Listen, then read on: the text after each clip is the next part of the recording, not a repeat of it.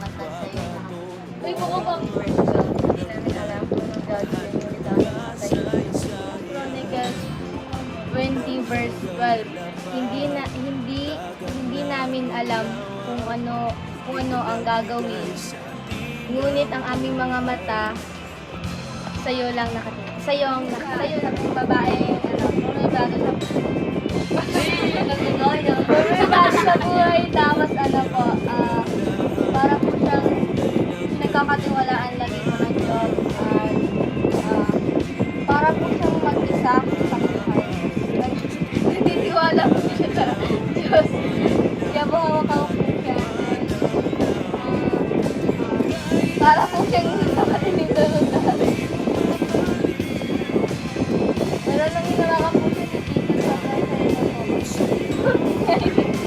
May dadagdag ka ba? Gano'n kaya rin ko? Gano'n po kuya? Ano po? Para pong maglasig ka dito.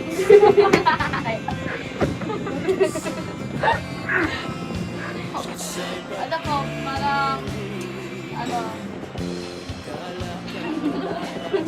parang tawag. Charis.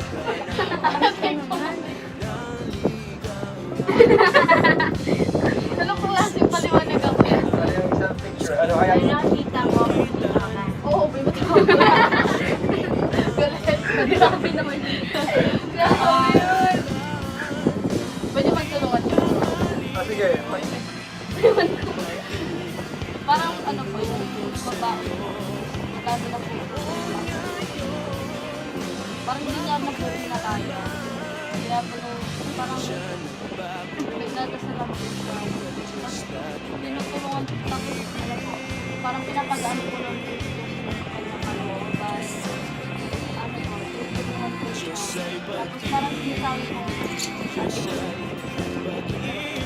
huwag kang susuko, lumaban ka lang po. Oo, ang tagal biligan. Just say pag-ibig,